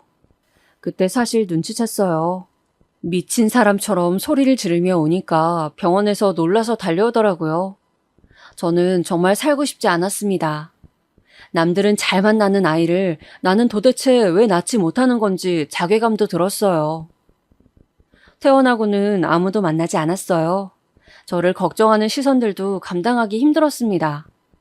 남편도 보기가 싫어서 그냥 방에 틀어박혀 있었어요. 살고 싶지 않다는 마음이 어떤 감정인지 그때 알았어요. 그렇게 또 몇 년이 흘렀어요. 지나고 나니까 이렇게 쉽게 말할 수 있네요. 저 때는 저렇게 제 인생이 막을 내릴 줄 알았거든요. 어느덧 친구들의 아이는 초등학교를 들어간다고 하더라고요. 아이를 유산하고 나서는 저도 해탈해서 방에만 있다가 그냥 내 인생에서 아이를 지워버리자 생각했어요. 그리고 주변 친구들에게 다시 연락해서 아무렇지 않게 아이도 많이 봤어요. 예전처럼 눈물도 나지 않더라고요. 그냥 그렇게 제 인생에 아이는 없는 줄 알았어요. 조카도 어느덧 중학생이 된다고 하더라고요. 그렇게 결혼한 지 8년이 지났을 때였어요. 평소와 다름없이 생활하고 있었는데 그날도 무언가 기분이 매우 이상하더라고요. 그 기분은 딱 몇 년 전에 제가 첫 아이를 가졌을 때의 느낌과도 같았어요. 그런데 그때는 뭔가 직접 확인하기가 무서웠어요. 그래서 남편에게 바로 알렸고 남편은 그대로 퇴근해서 집에 왔어요. 도저히 저 혼자 병원에 갈 생각은 들지 않아서 남편의 손을 잡고 같이 갔습니다. 네, 맞아요. 그렇게 저는 두 번째 임신을 하게 되었어요. 남편과 둘이 의사 선생님의 얘기를 들으며 손을 부여잡고 울었었어요. 그리고 이번엔 정말 우리 둘만 알고 있었어요. 첫 번째 임신 때 아기를 떠나보내면서 그 과정이 너무 힘들어서 그랬습니다. 부모님에게도 알게 되고 좀 시간이 지난 후에 알렸어요. 양가 다 매우 기뻐하시면서 동시에 걱정도 많이 하셨죠. 그래서 이번엔 정말 조심히 지냈어요. 친구들에게는 출산 전에 알렸어요. 다들 제가 늦게 알린 것을 이해해 주었습니다. 정말 무사히 아기를 낳으려고 노력을 많이 했죠. 몸에 좋다는 것은 다 구해 먹었고 태교도 많이 했어요. 일부러 좋은 것만 보고 들으며 그렇게 임신 기간을 지냈죠. 그리고 마침내 아기가 태어났습니다. 아주 건강하게 태어났어요. 성별은 공주님이었어요. 그날의 기분을 평생 잊을 수가 없을 것 같습니다. 그리고 사실 낳기 전에 남편과 많은 얘기를 했습니다. 아이는 한 명만 낳아서 키우자고 결론을 내렸었어요. 그동안 감정 소모가 너무 심하기도 했었고 제 몸 건강 상태를 생각하면 그게 나을 것 같았어요. 어렵게 가진 아이니까 최선을 다해서 키우자고 했죠. 그리고 정말 우리 아이, 이름은 유진이에요. 유진이를 키우면서 정말 남편과 저는 정성을 다했습니다. 세상에 어느 자식이 귀하지 않겠어요. 당연히 다른 집 아이도 귀한 건 맞죠. 그렇지만 유진이는 우리 부부에게 정말 특별한 아이였어요. 정말 힘들게 가진 아이라서 좋은 건 다 해주고 싶었죠. 양가 어른들도 한 명뿐인 손주니까 어찌나 예뻐해 주셨는지 몰라요. 유진이를 키우면서 저는 제가 다시 태어났다고 생각할 정도로 많은 경험을 했어요. 일단 임신도 힘들게 해서 슬픔과 두려움의 감정도 그때 알게 되었고, 또 출산과 육아를 하며 행복이 무엇인지 정확히 알게 되었어요. 사랑을 많이 받아서 그런가 유진이는 굉장히 밝은 아이였어요. 어딜 가도 먼저 사람들에게 다가가고 항상 웃고 있어서 주목도 많이 받았죠. 저는 좀 내성적인 편인데 유진이는 밝고 당차서 제가 낳은 아이지만 정말 대단하다고 생각했어요. 외동이니까 여기저기 데리고 다니면서 많은 경험도 시켜주었죠. 제가 처음으로 간 해외여행도 유진이와 함께였어요. 좋은 것을 보면 가장 먼저 유진이가 생각났고 유진이가 힘들어하면 저도 너무 힘들었어요. 그렇게 유진이는 제 인생의 전부였습니다. 그건 남편도 마찬가지였어요. 남편에겐 참 고마운 마음이 커요. 다정하고 자상하고 유진이에게도 최고의 아빠니까요. 유진이는 공부도 참 잘했어요. 아이에게 부담을 주고 싶지 않아서 일부러 시킨 적은 없는데 정말 알아서 잘하더라고요. 공부도 잘하고 교우 관계도 매우 원만해서 학교에서 선생님들이 얼마나 예뻐하셨는지 모릅니다. 주변에서 먼저 아이를 낳은 친구들이 저에게 사춘기가 오면 정말 내가 낳은 자식이지만 너무 밉다고 미리 예방주사를 주었어요.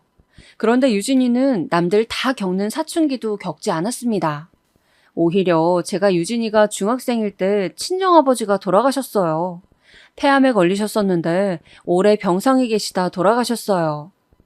미리 어느 정도 예상은 했지만 정말 하늘이 무너지는 것 같고 너무 힘들어 했었는데 그때 유진이가 저를 많이 위로해 주었어요. 친정아버지는 저도 굉장히 예뻐하셨지만 손녀를 정말 끔찍히 사랑하셨어요. 친정집에 가면 유진이 사진으로 도배를 해놓았죠. 친정아버지가 돌아가시면서 친정엄마는 시골로 내려가신다고 하셨어요. 이제 저와 오빠도 다 키웠으니 당신의 고향으로 가고 싶다고 하셨죠. 그렇게 서울 생활을 정리하시는데 저와 오빠에게 재산을 많이 주시고 가셨어요. 제가 그냥 엄마가 쓰라고 하니까 유진이에게 투자하라고 하시더라고요. 그래서 덕분에 유진이를 키우며 돈 걱정은 전혀 안 하게 되었어요. 원하는 공부도 마음껏 시켜주었어요. 제가 하고 싶은 게 있으면 언제든지 말하라고 했더니 유진이는 공부가 좋다고 하더라고요. 본인은 본인 생각에 예체능의 뜻이 없다고 했어요. 제가 볼 때 우리 유진이는 뭐든지 다 잘한다고 생각했었는데 본인 생각은 아니었나 봐요. 그래서 본인이 원해서 공부를 많이 시켜주었어요. 저는 사실 유진이를 정말 사랑하고 아이가 원하는 것은 뭐든지 했으면 좋겠다고 생각했었지만 그것과 별개로 유진이에게 공부로 압박을 주기는 정말 싫었거든요. 그런데 본인이 원하니까 주변에 정보도 많이 구하러 다녔고 손수 입학 설명회도 다녔어요. 유진이는 대학에 대한 열정이 확고해서 꼭 가고 싶어 했던 대학이 있었어요. 그 대학에 가겠다고 대학에서 진행하는 대회나 행사도 자주 참여했죠. 그래서 일부러 그 대학에 다니는 대학생으로 과외 선생님도 구했어요. 저는 아이가 원하니까 최대한 다 해준 건데 그럴 때마다 유진이는 저에게 말했어요. 엄마, 나는 정말 다른 건 몰라도 부모 복 하나는 세상에서 제일 좋아. 아이 입에서 저런 말이 나오니 신기하면서도 정말 기분이 좋더라고요. 유진이를 낳기 전에는 제가 너무 아이를 바라니까 하늘에서 부담스러워서 아기 천사를 내려보내지 않는 건가 생각하기도 했었거든요. 그런데 유진이를 낳고 키우면서 내가 전생에 나라를 구했나 싶었습니다. 이렇게 유진이는 큰 문제 없이 정말 바르게 잘 자랐어요. 그런데 유진이는 수능 공부를 하면서 정말 힘들어했어요. 본인이 원하는 목표가 확실한데 생각보다 거기에 도달하는 것이 힘드니까 그랬던 것 같더라고요. 저는 아이가 스트레스를 받는 것을 원하지 않았습니다. 그래서 힘들면 덜해도 괜찮다고 했지만 유진이는 꼭 한 번 마음먹은 것은 반드시 해내야 하는 성격이었어요. 정말 열심히 공부한 끝에 유진이는 서울에 있는 유명 여자대학교에 진학하게 되었죠. 알아서 잘 컸으니까 저는 항상 유진이에게 미안한 마음과 고마운 마음이 있었어요. 유진이는 대학에 진학하고 나서도 성격이 똑같았습니다. 아니, 더 밝아진 것 같아요. 아마 연애를 시작해서 그런 것 같더라고요. 인근 대학과 미팅에 나간다고 하더니 거기서 처음으로 남자친구를 사귀게 되었어요. 저도 우연히 집 앞에서 유진이의 남자친구를 보게 되었는데 뭐랄까 마냥 마음에 들진 않았어요. 좋은 대학에 다니는 것은 마음에 들었지만 무언가 제 맘에 쏙 드는 그런 사람은 아니었죠.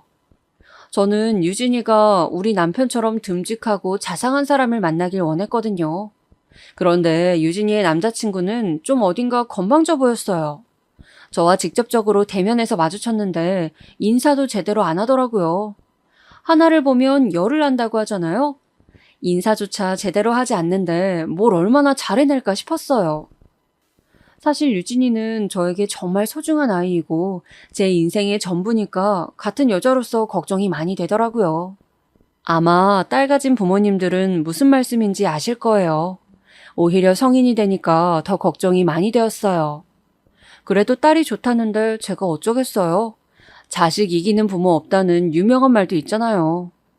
그리고 일단 똑똑한 사람이니 어느 정도 마음은 놓였어요.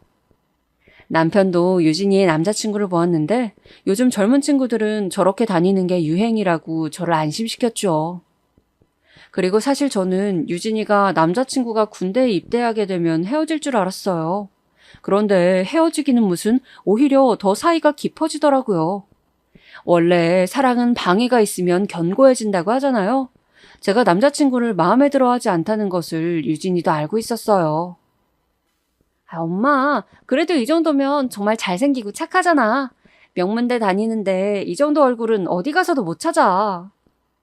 그래, 알겠어. 뭐가 알겠어. 엄마 표정만 봐도 난 다 알겠다. 그렇게 별로야? 내 눈엔 너무 잘생겼어.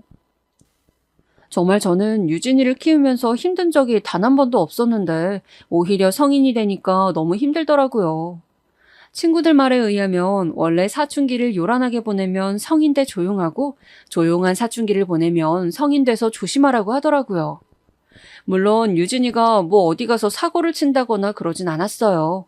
워낙 똑똑한 아이라서 그런 건 걱정이 되지 않았죠.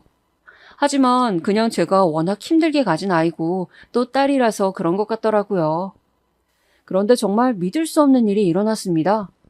유진이가 어느 날 남편과 저에게 할 말이 있다고 하더라고요. 무슨 일인가 싶어서 앉았는데 말을 안 꺼내고 갑자기 울기 시작했어요. 저는 도대체 이게 무슨 상황인지 이해가 가지 않아서 말했어요. 아, 유진아, 왜 그래? 무슨 일인데? 엄마한테 말해봐. 괜찮아. 그래, 딸, 말해봐. 무슨 일이야? 엄마랑 아빠가 다 해결해 줄게. 괜찮아, 울지 마. 남편과 제가 한참을 달래자 유진이는 어렵게 말을 꺼냈습니다. 나 임신했어. 정말 저는 믿기지 않았어요. 그래서 그냥 멍했던 것 같아요. 남편도 아무 말도 안 하고 유진이만 바라봤어요. 유진이는 울면서 더 말했습니다. 그런데 나 나을 거야. 아직 대학 졸업은 못했지만 그래도 나을 거야. 엄마랑 아빠가 반대해도 나 절대 이 아이 포기 못해. 저희가 혹시라도 반대할까봐 미리 선수를 쳐서 말하더라고요. 아이 아빠는 누군데? 설마 네 남자친구야? 맞아. 엄마가 마음에 안 들어하는 것도 나도 알아. 하지만 엄마, 정말 사람 괜찮아. 내 말 한 번만 믿어줘. 저는 진짜 어이가 없다는 표현은 이럴 때 쓰는 말이구나 알게 되었어요. 뭐라 말을 해야 할지 모르겠더라고요. 남편도 유진이를 키우면서 단 한 번도 큰 소리를 낸 적이 없었거든요. 그런데 처음으로 유진이에게 뭐라 하더라고요. 그러자 유진이는 더 당당하게 나왔어요. 나을 거야. 어떻게 지워? 엄마랑 아빠 정말 매정하다. 얌전한 고양이 부뚜막에 먼저 올라간다는 말 다들 아시죠? 만약에 10대 유진이를 키울 때 누군가가 저에게 나중에 딸 결혼하기 전에 대학 다닐 때 임신한다고 했으면 저는 정말 사람 잘못 봐도 대단히 잘못 봤다고 욕을 했을 거예요. 그만큼 저는 우리 유진이는 사고를 치지 않을 줄 알았어요. 그런데 그것은 제 착각이었어요. 심지어 남자친구는 군대에 있었거든요. 저는 정말 충격을 받아서 아무한테도 이 사실을 털어놓지 못했어요. 그냥 남편과 하염없이 걱정하고 또 걱정했죠. 저와 남편은 유진이가 그냥 아이를 지우길 바랐어요. 하지만 유진이는 아이를 무조건 낳겠다는 의지가 확고했어요. 저는 그런 유진이를 보면서 한편으로는 제가 힘들게 유진이를 가졌던 것이 떠올랐습니다. 그렇게 힘들게 가진 아이가 임신했다고 결혼한다고 하는 것을 보니까 인생이 참 웃기더라고요. 저는 일단 그러면 나을 거면 엄마가 네 남자친구와 얘기를 좀 해봐야겠다고 말하고 군대에 면회를 가게 되었어요. 자네가 유진이 설득을 좀 해줬으면 좋겠어. 유진이도 자네도 아직 많이 어리잖아. 시간은 많으니까 잘 생각을 해봐. 저는 유진이가 아이를 낳아서 키웠으면 좋겠어요. 제가 많이 부족한 것은 저도 잘 알아요. 그래도 정말 많이 노력할 자신이 있어요. 한 번만 믿어주세요. 정말 벽과 대화하는 기분이었습니다. 아니, 벽이랑 얘기해도 이것보단 말이 잘 통할 것 같았어요. 저는 정말 너무 속상했어요. 하지만 유진이와 유진이의 남자친구는 자기들이 책임진다고 계속 주장했습니다. 저는 이대로는 안 될 것 같아서 유진이 남자친구의 부모님과 만나서 대화했죠. 남편과 같이 양가 부모들끼리 만나서 얘기하게 되었어요. 저는 유진이의 남자친구 부모님을 보자 더 반대하는 마음이 커졌습니다. 사실 첫 만남 때 대충 예상은 했었어요. 그런데 실제로 만나보니까 생각보다 더 집안이 어렵더라고요. 그 집안에서 명문대를 간 게 오히려 대단하다는 생각이 들 정도였어요. 저는 사람을 볼 때 돈으로 판단하는 편은 아니에요. 하지만 기본적인 예의는 아주 중요해요. 그런데 유진이의 남자친구 부모님은 되게 말도 거침없이 하시고 무엇보다 임신에 대해서 크게 중요하게 생각하지 않더라고요. 그냥 애들이 좋다는데 결혼시키는 게 나을 것 같은데요? 오히려 저한테 저렇게 말하더라고요. 상대 부모를 만나고 남편과 저는 둘이 너무 막막해서 집에 와서 술을 마셨어요. 저는 정말 너무 속상해서 술을 마시며 우는데 남편이 저한테 그러더라고요. 여보, 그런데 우리가 유진이 처음 가졌을 때 생각나? 그때 우리가 아이 태어나면 원하는 것은 뭐든지 해주기로 했었잖아. 우리가 집에 여유가 없는 것도 아니고 그동안 유진이가 우리에게 부탁한 적도 별로 없잖아. 그냥 유진이 원하는 대로 해주자. 남편 말이 사실이긴 했어요. 유진이는 자라면서 사고를 친 적도 없었고 항상 원하는 것을 물어봐도 대답을 한 적이 없었어요. 용돈을 줘도 오히려 엄마랑 아빠 선물을 사오는 착한 아이였어요. 저는 그래서 사실 더욱 이 상황이 믿기지 않았어요. 그날 밤 도저히 잠이 오지 않더라고요. 그래서 남편도 잠이 든 새벽에 혼자 유진이 가졌을 때 일기를 봤어요.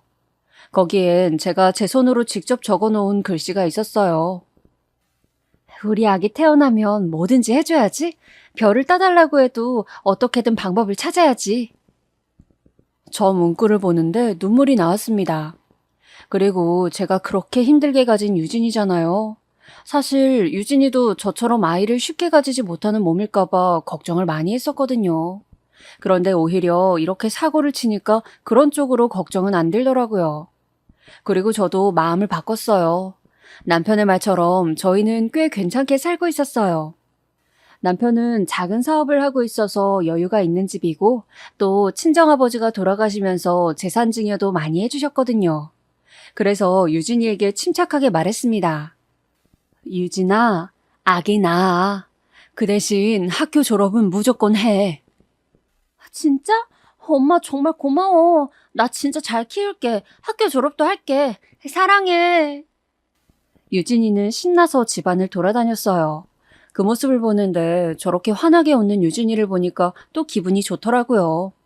저도 정말 어쩔 수 없는 고슴도치 엄마인가 봐요. 마지못해 결혼시키기는 하겠는데 이제 문제는 남자친구였습니다. 그런데 유진이의 남자친구, 이제 사위라고 부를게요. 사위는 예전과 다르게 저한테도 굉장히 살갑게 굴었어요. 또 어느 날은 죄송하다고 울면서 사과하더라고요.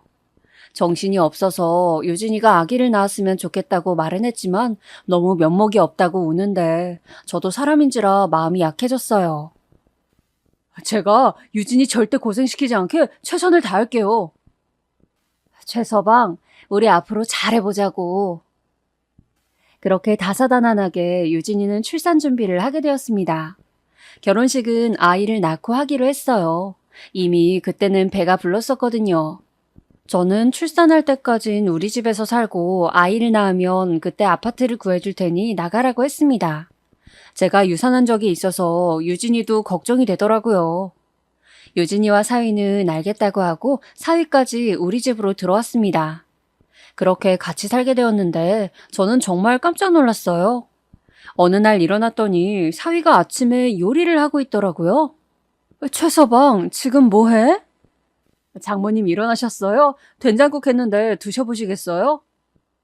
저는 정말 너무 놀라웠지만 일단 했다니까 앉아서 먹었어요. 그런데 너무 맛있더라고요. 제가 맛있다고 하자 사위는 연습을 미리 몇 번 해봤다고 했어요. 그리고 사위는 알아서 청소도 하고 제가 장 보러 가면 따라와서 물건도 들어줬습니다. 남편한테도 어찌나 잘했는지 몰라요. 남편이 집에서 혼자 남자니까 아무래도 좀 외로웠을 거예요. 그런데 사위가 같이 사우나도 가주고 세차할 때 따라가서 놀아주고 무엇보다 남편이 낚시를 좋아해요. 그런데 낚시까지 같이 가주니까 남편은 이제 대놓고 사위를 좋아하더라고요. 그리고 저녁하고 정신 차렸는지 사위는 무엇보다 유진이에게 너무 잘했어요. 정말 지극정성이라는 말을 이럴 때 쓰는 것이구나 알게 되었어요. 저는 아무래도 우리 딸한테 잘하니까 마음이 열리더라고요. 유진이가 너무 행복해하니까 저도 기분이 좋았습니다. 그렇게 유진이는 행복하게 태교하다 마침내 출산하게 되었어요. 성별은 왕자님이고 아주 건강했죠. 막상 아이를 낳으니까 그렇게 예쁠 수가 없더라고요. 조리원을 다녀오고 유진이는 출산조리도 우리 집에서 했습니다. 사돈집에서도 아이 낳은 것을 축하하며 선물을 보내왔더라고요. 그렇게 조리가 끝나고 남편과 저는 서울에 있는 아파트를 마련했습니다. 저는 유진이와 멀리 떨어져서 사는 것은 싫어서 걸어서 3분 거리에 있는 아파트로 매수했어요. 그리고 아이도 낳았으니 활동성도 있어야 할 것 같아 차도 하나 뽑아줬어요. 다 저희가 해준 것이지만 저도 해주면서 기분이 좋았습니다. 저와 가까이 사니까 유진이는 매일 집에 왔어요. 저도 손자를 계속 볼 수 있으니까 너무 행복하더라고요. 처음 반대한 것은 맞지만 막상 신생아를 보니 정말 예쁘더라고요. 그리고 유진이와 사위는 무사히 학교도 잘 졸업했습니다. 그리고 사위는 바로 남편 회사로 취직을 했어요. 그동안 남편에게 지극히 잘해서 남편은 사위를 정말 좋아했어요. 아들이 생긴 것 같다고 했거든요. 사위는 유진이가 출산하고도 우리에게 잘했습니다. 학교 졸업 전에는 집에 들어가기 전에 우리 집에 와서 인사도 하고 가고 같이 밥도 먹고 그랬어요.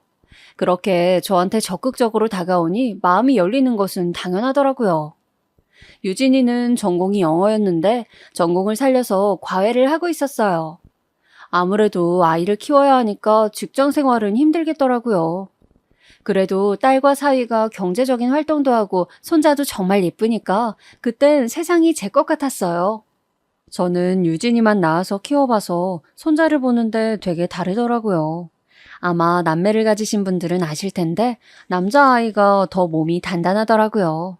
아직 아기인데도 달라서 신기했죠. 손자가 정말 예뻐서 선물을 자주 해줬어요. 백화점을 돌아다니는데 예전 생각이 나더라고요. 유진이만 낳아서 이런 어린아이가 집에 있던 게 너무 오래전 일이었는데 아이가 있으니까 집안 분위기도 더 활기찼습니다. 사실 저는 이렇게 빨리 제가 할머니가 될 줄은 몰랐어요. 우리 친정엄마도 많이 당황하셨죠. 친정엄마한테는 유진이가 아기잖아요. 그런데 아기가 아기를 낳았다고 하니까 적잖이 당황하셨어요. 그러나 손자를 보니까 역시 좋아하시더라고요. 그리고 시간이 지나고 결혼식을 준비했습니다. 그래도 같이 살게 되었는데 결혼식은 꼭 했으면 좋겠더라고요. 결혼식을 준비하며 사돈과 자주 만나게 되었는데 여전히 말은 거침없이 하셨지만 워낙 사위가 우리에게 잘하니까 이제 그런 것은 저에게 문제가 되지 않았어요. 그래서 순조롭게 진행이 되었죠. 주변에 유진이가 이미 아이를 낳았고 결혼을 한다고 알리는데 생각보다 아이를 먼저 낳은 사람들이 많더라고요. 유진이가 아이를 낳을 때까지는 그래도 마음이 괜찮았는데 결혼한다니까 뭔가 마음이 허했어요. 안 좋은 감정은 아니지만 그렇게 힘들게 가져서 소중히 키운 딸이 저에게 완전히 독립한다니까 기분이 요상하더라고요. 만약 유진이가 멀리 살았으면 제가 감당하지 못했을 정도로요. 그래도 결혼식 날은 눈물이 나오는 것을 꼭 참았습니다. 그 이후로 몇 년간 정말 우리는 행복하게 잘 지냈어요. 사위도 남편 회사에서 적응을 잘해서 남편이 많이 예뻐했죠. 손주가 커가는 모습을 보는데 어찌나 예쁘던지 그 모습을 보느라 정신이 없었어요. 손주가 특히 유진이 얼굴을 쏙 빼닮았거든요. 웃는 얼굴은 그냥 완전 유진이를 보는 기분이 들어요. 그렇게 행복하게 지내고 있었는데 우리 가족에게 시련이 닥치게 되었습니다. 저는 그날을 절대 잊을 수가 없어요. 오전에 집에서 드라마를 보고 있었는데 갑자기 사위에게서 전화가 오더라고요. 최서방, 장모님 큰일 났어요. 지금 유진이가 병원에 입원했어요. 뭐? 그게 무슨 소리야? 아이가 유치원 등원을 하다가 도로로 뛰어들었는데 유진이가 말리다가 차에 치였대요. 저도 지금 병원으로 가고 있어요. 장모님도 어서 오세요. 장소 문자로 찍어드릴게요. 저는 정말 온몸이 떨려서 제정신으로 서 있지를 못했어요.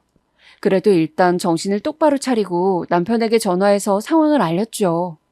그리고 도저히 운전할 자신이 없어서 택시를 타고 병원에 도착했습니다. 유진이는 침대 위에 피투성이로 누워 있었어요. 저는 그 모습을 보고 정신을 잃었습니다. 딸이 피를 흘리며 정신도 차리지 못하고 병상에 누워있는 걸 보고 멀쩡한 엄마가 어디 있겠어요? 정신을 차려보니 저는 병실에 입원해 있더라고요. 유진이는? 여보, 유진이는? 중환자실에 지금 누워있어. 손주는 다친 곳이 없어. 일단 지금 목숨은 건졌다고 하니까 괜찮아. 중환자실에 누워있다는 소리를 듣자 정말 억장이 무너지는 기분이 들었습니다. 그래도 사망한 것은 아니니까 다행이라고 생각했죠. 하지만 식물인간 상태로 있는 거였어요. 유진이는 눈도 제대로 뜨지 못했습니다. 이럴 때일수록 힘을 내야 한다고 남편은 제가 무너지지 않도록 최선을 다했어요. 사위도 정말 지극정성으로 유진이를 돌봤죠. 제가 지켜볼 테니까 오지 않아도 된다고 말해도 어떻게 그러냐고 정말 매일 찾아왔습니다. 손자 유치원 등원과 하원도 직접 하고 저보고 집에 들어가서 쉬라고 했어요. 저는 도저히 유진이를 떠날 수가 없어서 계속 곁을 지켰어요. 제가 잠깐 화장실에 갔다가 병실로 가면 사위는 유진이의 손을 잡고 울고 있었어요. 여보, 제발 일어나. 저는 그 모습을 보며 너무 슬퍼서 하염없이 입을 틀어막고 울었어요. 그 뒤로도 사위는 매일 찾아왔고 저보다 더 지극정성으로 돌봤습니다. 간호사가 저에게 이렇게 말했어요. 정말 저렇게 아내를 간호하는 것은 제가 여기서 일한 후로 처음 봐요. 저도 덕분에 간간히 해야 할 일도 할 수 있었어요. 의사 선생님은 우리에게 지치면 안 된다 했기 때문에 저는 사위에게 유진이는 내가 볼 테니 바람 좀 쐬고 오라고 해도 듣지 않았어요. 혹시라도 유진이가 눈을 떴을 때 본인이 없으면 자기가 더 속상할 것 같다고 했어요. 남편도 회사 일이 끝나면 매일 유진이를 보러 왔어요. 손자는 저와 사위가 돌아가며 돌봤지만 사위가 자기 자식이라 더 챙겼어요. 병원에 장기 입원하는 환자들도 우리를 보면 말했습니다. 저 정성에 감동해서 눈을 뜰 것 같아요. 그렇게 유진이가 눈을 뜨지 못하고 몇 달의 시간이 지났어요. 처음에 유진이가 쓰러졌을 때는 너무 충격이고 상처받아서 제 몸 가누기도 힘들었습니다. 그렇게 빼고 싶어도 죽어도 안 빠지던 살이 그때 쭉 빠지더라고요. 그렇지만 남편과 사위가 든든한 버팀목이 되어주었죠. 병원에서 제가 이러다 유진이가 영영 눈을 뜨지 못하면 어떻게 하지 걱정하며 울 때도 되게 많았습니다. 사위는 제가 그렇게 울면 휴지를 가져다 주거나 혹은 말없이 안아주었어요. 제가 조금 진정하면 유진이는 꼭 건강하게 일어날 것이라고 저에게 말했어요. 식물인간을 옆에서 하염없이 기다리는 것은 절대 쉬운 일이 아니잖아요. 하지만 긍정적으로 계속 옆에서 제가 무너지지 않게 도와준 사위가 얼마나 고마웠는지 몰라요. 그러던 어느 날 아침에 평소와 다를 것 없이 유진이를 바라보고 있었어요. 그런데 갑자기 유진이가 눈을 뜨는 거예요. 저는 정말 놀랐지만 일단 침착하게 유진이를 불렀습니다. 유진아? 유진이는 눈을 두어 번 깜빡였어요. 저는 너무 놀라서 손을 입으로 틀어막았어요. 저는 침대 위에 있는 단추를 눌러서 의사와 간호사를 호출했습니다. 다들 와서 보더니 매우 놀라워했어요. 저는 정말 눈물을 흘리며 남편과 사위에게 말을 전했어요. 둘 다 재빠르게 병원으로 달려왔어요. 의사 말에 의하면 유진이는 눈을 떴지만 아직 많이 조심해야 할 단계라고 했어요. 아직 말을 하거나 몸을 움직일 수는 없다고 했어요. 많이 조심해야 하니까 이제부터는 정말 신경을 많이 써달라고 했어요. 유진이는 정말 눈은 떴지만 손가락만 조금 움직일 수 있었어요. 저는 그래도 유진이가 정신을 차렸다는 사실이 정말 기뻤습니다. 이제 조금만 기다리면 말도 할 수 있고 걸을 수도 있다고 생각하니 세상이 아름다워 보였어요. 그때처럼 제가 신에게 기도한 적도 없어요. 그렇게 유진이가 다시 정상인처럼 생활할 수 있도록 정말 옆에서 많이 말을 걸었습니다. 그리고 손자도 더 자주 데려와서 보여주고 눈을 떴으니까 병원 환경도 자주 바꿨어요. 그렇게 유진이는 감각을 하나씩 새로 배우기 시작했어요. 손가락도 더 움직일 수 있었고 얼굴 근육도 예전보다 더 많이 움직일 수 있었어요. 사위도 옆에서 얼마나 노력했는지 몰라요. 계속 옆에서 유진이에게 사랑한다고 말하고 손을 잡고 이런저런 얘기들을 많이 해주더라고요. 사위와 저는 서로 교대로 유진이를 지켰습니다. 그러던 어느 날 제가 물을 뜨려고 일어났는데 글쎄 유진이의 목소리가 들렸어요. 엄마. 유진아? 엄마 부른 거야, 유진아? 제가 너무 놀라서 의사를 부르려고 버튼을 누르려고 하자 유진이가 손으로 저를 잡았어요. 아직 아파서 손가락을 겨우 움직이는 힘이라 매우 작은 힘이었지만 저는 움직일 수 없었어요. 유진아, 왜 그래? 의사한테 말해서 전해야지. 내 새끼 드디어 말을 하네. 엄마 정말 너무 행복해. 저도 모르게 눈물이 차오르더라고요. 유진이는 아주 천천히 말을 했어요. 한마디를 내뱉고 쉬고 했어요. 저는 그래도 끝까지 집중하며 들었습니다. 엄마, 나 말할 수 있어. 엄마, 그런데 남편이 너무 무서워. 뭐? 그게 무슨 소리야? 유진이는 더 말하고 싶은데 마음처럼 되지 않는지 매우 답답해 보였어요. 저는 괜찮으니까 천천히 말하라고 했어요. 하지만 유진이는 눈물을 흘렸습니다. 남편이 무서워. 남편이 무섭다는 말만 계속했어요. 저는 이 상황이 이해가 가지 않았어요. 왜냐하면 사위는 정말 지극정성으로 유진이를 돌봤습니다.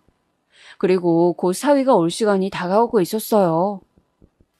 유진아, 일단 유진이 말할 수 있는 것 엄마만 알고 있을게.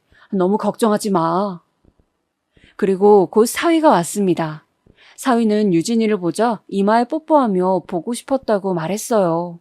저는 그 모습을 보니 유진이가 무섭다고 한 말이 이해가 가지 않았어요. 그러나 이미 저한테 무섭다고 말했는데 도저히 발이 떨어지지 않았습니다. 그래서 사위에게 말했어요. 최서방, 오늘은 내가 볼 테니까 내일 와. 아니에요, 장모님. 가서 쉬세요. 아니야. 그동안 자네 너무 고생 많았어. 괜찮아. 저도 정말 괜찮아요. 장모님 무슨 일 있으세요? 저는 계속 이러다간 의심을 살 수도 있어서 알겠다고 하고 그럼 가겠다고 했어요. 사위가 잠깐 화장실에 간 사이 저는 재빨리 핸드폰에 녹음 기능을 켜고 유진이 베개 밑에 놔두었어요. 그리고 집으로 돌아왔어요. 정말 가기 싫었지만 유진이의 말을 온전히 이해하려면 그럴 수밖에 없었어요. 그리고 간호사에게 오늘은 특히 더 많이 돌봐달라고 했어요. 그리고 다음날 사위와 교대하러 갔어요. 사위가 집에 가고 조용한 병실이 되었습니다. 유진이는 저를 바라보고 있었어요. 저는 침착하게 유진이의 베개 밑에서 핸드폰을 꺼내서 녹음을 들어봤는데 정말 너무 놀랐어요. 지지직거리는 소리와 함께 사위의 목소리가 들렸습니다. 저는 정말 너무 온몸이 떨려서 진정하려고 애썼어요. 왜냐하면 녹음기에서 들려온 사위의 목소리는 믿고 싶지 않았거든요. 아니, 내가 그렇게 눈 뜨지 말라고 빌었는데 눈을 뜨냐? 그럼 내 재산은 어떡해? 아우, 도움이 안 되네. 오늘 장모 왜 저래? 너 설마 말할 수 있어? 야, 너 눈 뜰 수 있잖아. 일부러 안 뜨고 있지? 내가 너희 아빠 회사도 먹을 거고 집도 공동 명의로 바꿀 거야. 장모랑 장인도 나 완전 신뢰하고 있어. 조용히 보내줄게. 아이는 걱정하지 마. 저는 정말 손이 너무 떨려서 어떻게 해야 할지를 모르겠더라고요. 진정하려고 애를 써도 진정이 되지 않았어요. 저는 일단 유진이를 부여잡고 울기 시작했습니다. 유진이가 그동안 이것을 다 들었다고 생각하니 눈물이 나왔어요. 불쌍한 내 새끼, 이게 무슨 일이니? 유진이는 제가 울자 조그맣게 말했어요. 엄마, 울지 마. 저는 정말 믿기지 않았습니다. 일단 제일 먼저 남편을 불렀어요. 사위랑 같이 오지 말고 혼자 오라고 하고 녹음기를 들려주었지요. 남편은 너무 충격을 받았는지 아무 말도 하지 못했어요. 저희는 정말 사위가 저희에게도 잘하고 유진이에게도 너무 잘하니까 그것만 철석같이 믿고 차도 크고 좋은 것으로 사주고 취직도 시켜주고 집도 마련해 주었어요. 그런데 은혜를 갚는 것은 기대하지도 않고 바라고 준 것도 아니지만 이런 식으로 배신할 줄은 꿈에도 몰랐어요. 사위는 정말 저희와 유진이에게 너무 잘했기 때문에 충격이 더 컸지요. 저는 사위가 저희에게 워낙 잘하니까 사위 가족들에게 가게도 열어주었거든요. 그런데 오히려 사위는 제 딸을 죽일 생각을 하고 있다니 정말 너무하다고 생각했습니다. 일단 저는 사위가 딸 앞에 다시는 오지 않았으면 좋겠다고 생각했어요. 그래서 할 말이 있다고 한 뒤 사위를 카페로 불렀어요. 사돈에게도 연락해서 다 같이 만났어요. 그리고 다 함께 있는 자리에서 핸드폰으로 녹음한 사위의 말을 들려주었어요. 사위는 심각하게 당황하더니 핸드폰을 빼앗으려 했어요. 하지만 남편의 손이 더 빨랐어요. 사돈 부부는 사위에게 소리를 지르시고 사위는 아니라고 발뺌했어요. 저는 차분히 말했습니다. 우리가 주었던 그 모든 재산 다시 가져갈 거야. 그리고 법적으로 취할 수 있는 조치란 조치는 다 할 거야. 가게? 오늘부터 당장 운영 못해. 사돈은 오해라며 저를 말렸지만 이미 엎질러진 물이었어요. 저는 용서해줄 마음이 전혀 없었습니다. 그래서 정말 변호사를 고용했어요. 저는 유진이도 돌봐야 했기 때문에 법적 문제에는 깊게 관여하지 못했어요. 머리 아픈 싸움도 하고 싶지 않았어요. 하지만 절대 용서해주거나 없던 일로 하지는 못했어요. 나중에 변호사를 통해서 얘기를 들어보니 애초에 재산을 노리고 한 결혼이더라고요. 저에게 잘하기 시작할 때가 딱 우리 집 재산을 알게 된 시점과 같았습니다. 저는 그것도 모르고 우리 집에 잘한다고 좋아했던 거였어요. 유진이에게는 제가 알아서 해결했으니 걱정하지 말고 몸 회복에 집중하라고 했어요. 유진이도 적다는 충격을 받았는지 말을 하면서도 울었어요. 그리고 기적적으로 저와 남편의 노력 끝에 유진이는 거동이 가능해졌습니다. 유진이도 혼자 정말 노력을 했어요. 재활치료도 꾸준히 했고 몸이 회복될 수 있게 많이 움직였어요. 물론 예전처럼 뛰거나 심한 운동을 하지는 못해요. 하지만 말하고 의사표현은 예전과 다름없어요. 손자는 유진이가 우리 쪽에서 키우기로 했어요. 유진이가 아들을 너무 사랑하기 때문에 도저히 보낼 수 없었습니다. 사위는 재판을 받고 있다고 들었어요. 1심에서 유죄가 나왔는데 항소했다고 하더라고요. 정말 누가 봐도 본인의 잘못인데 어이가 없었어요. 하지만 더 생각하면 머리만 아프니 남편과 저는 이제 잊고 미래를 살자고 다짐했습니다. 유진이도 정말 너무 많은 상처를 받았지만 꾸준한 정신과 치료를 통해 점점 나아지고 있어요. 물론 처음엔 저희도 사위 얘기할 때는 너무 속상해서 울기도 하고 화를 내기도 했어요. 하지만 그럴수록 힘든 것은 바로 우리 가족이었어요. 그래서 재산도 다 뺏었고 법적으로 조치도 취할 예정이니 새로운 인생을 살자고 다짐했죠. 유진이는 요즘도 꾸준히 재활 치료를 하는 중이에요. 의사는 유진이가 저렇게 걸을 수 있는 것도 기적이라고 하더라고요. 그래서 저희는 주어진 현실에 감사하기로 했어요. 사돈은 종종 전화로 막 저에게 욕을 하기도 하더라고요. 그동안 깨어나지도 않는 식물인간 돌보느라 얼마나 고생했는데 어떻게 그럴 수가 있냐고 오히려 화를 내더라고요. 유진이에게 나중에 들어보니까 매일같이 저주를 퍼부었다는데 당사자가 들었다고 하는데 뭐가 저렇게 억울한지 마치 제가 가해자로 느껴졌어요. 그 사기꾼 가족에게 모든 것을 뺏고 법적으로 일어서지 못하게 복수했습니다. 제일 힘든 것이 법정 싸움이라는 말이 있잖아요. 그래서 형사가 끝나면 민사도 걸고 할 수 있는 모든 방법을 사용해서 복수했어요. 나중엔 사위가 제발 그만해달라고 찾아와서 빌더라고요. 그런데 저는 멈출 생각이 없었어요. 제가 도대체 왜 멈춰야 하나요? 끝까지 모른 척하고 복수했습니다. 그리고 깔끔히 잊었어요. 지금은 사랑스러운 손자와 제 딸 유진이와 남편과 아주 행복하게 잘 지내고 있어요. 유진이는 재혼 생각은 전혀 없다고 했어요. 저는 요즘 유진이와 예전처럼 좋은 것만 보고 맛있는 것을 많이 먹으러 다니고 있어요. 이제 날씨도 추워지니까 자주 다니진 못하겠네요.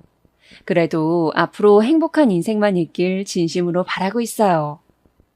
지금까지 제 얘기를 들어주셔서 감사합니다. 여러분들도 앞으로 행복한 일만 가득하길 바랄게요.